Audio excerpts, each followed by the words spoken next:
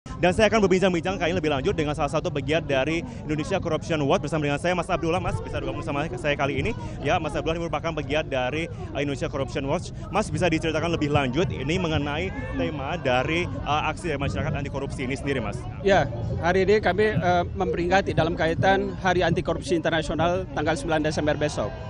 Nah, kita mencoba menyikapi bahwa sudah ada gerakan anti korupsi di Indonesia dalam posisi terancam atas proses politik yang memang tidak berpihak pada proses gerakan anti korupsi.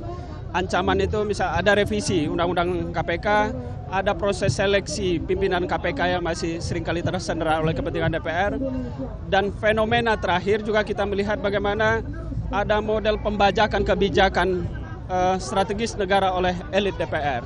Nah, tentu kondisi ini bagi kita adalah ancaman besar dalam problem korupsi di Indonesia. Oleh karena itu, kami hadir ke DPR dalam desakan untuk bersihkan DPR dari proses pelemahan terhadap gerakan pemberantasan korupsi, menolak revisi Undang-Undang KPK, dan juga mendorong proses seleksi KPK secepatnya. Kita tahu juga saat ini memang DPR sebenarnya akan memasuki masa reses yang artinya juga masa pekerjaan mereka pun akan terpotong tentunya. Dan bagaimana Mas juga di sini sebagai perwakilan nanti akan berkomunikasi dengan pihak yang ada di dalam ini untuk mempercepat proses tersebut, Mas?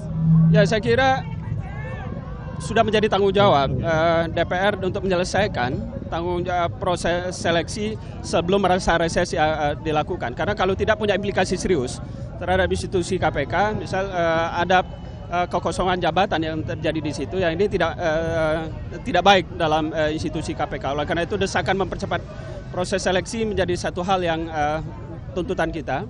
Kedua, kami juga menangkap sinyal buruk bahwa sudah ada pemerintah dan DPR mengagendakan untuk melakukan revisi terhadap Undang-Undang KPK.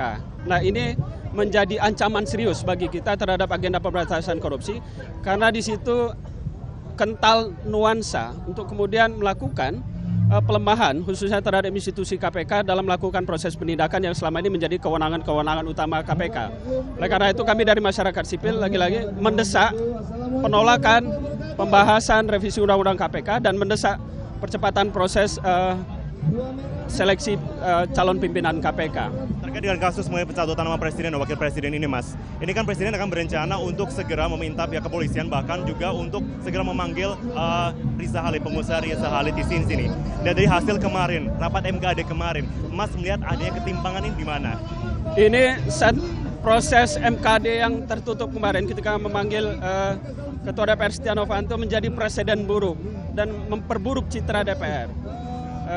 Karena publik tidak akan mengetahui proses bagaimana secara substansi konfirmasi antara Mahkamah Kehormatan dengan Setia Novanto. Dan ini menjadi presiden buruk untuk mengungkap fakta kebenaran atas laporan yang disampaikan oleh Menteri SDM Sudirman Said. Dan bisa jadi ini adalah titik balik rendahnya kepercayaan publik terhadap DPR. Distrust publik terhadap DPR semakin lemah. Oleh karena itu saya kira kalau DPR tidak segera untuk kemudian sadar dan merubah perilaku semacam ini, khususnya Mahkamah Kehormatan, saya kira maka kepercayaan publik akan semakin runtuh terhadap parlemen, dan ini tidak baik dalam sistem demokrasi. Tahu juga kemarin ada perubahan anggota MKD saya mendadak ya, terutama dari fraksi P3 kemarin. Bahkan tadi juga pemirsa juga tahu bahwa juga ada mosi tidak percaya yang disampaikan oleh perwakilan dari P3 di sini mengatakan, Mas melihatnya di sini, ini justru ada bagaimana sistem yang harus diubah di sini, Mas? Saya kira proses di Mahkamah Kehormatan sendiri ini yang kita kritisi, bahwa ada proses yang kental nuansa konflik kepentingan, nuansa untuk kemudian membentengi anggota DPR itu sendiri. Terlihat ketika akan proses sidang yang akan dilakukan, sejumlah fraksi merotasi anggota Mahkamah Kehormatan dengan beberapa anggota mereka. Ditambah fenomena terakhir kemarin, pimpinan Mahkamah Kehormatan Kahar Muzakar yang selaku pimpinan Mahkamah Kehormatan untuk memeriksa anggota DPR Setia Novanto yang notabene satu fraksi satu partai dengan terlapor.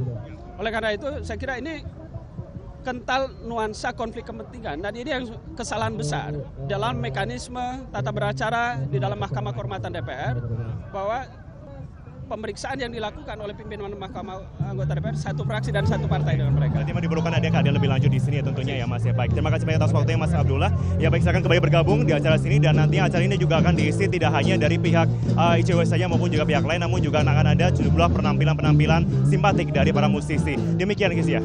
Baik, Marvin Sulistyo melaporkan langsung dari depan gedung DPR Jakarta. Kami akan terus nantikan laporan terkini dari Anda.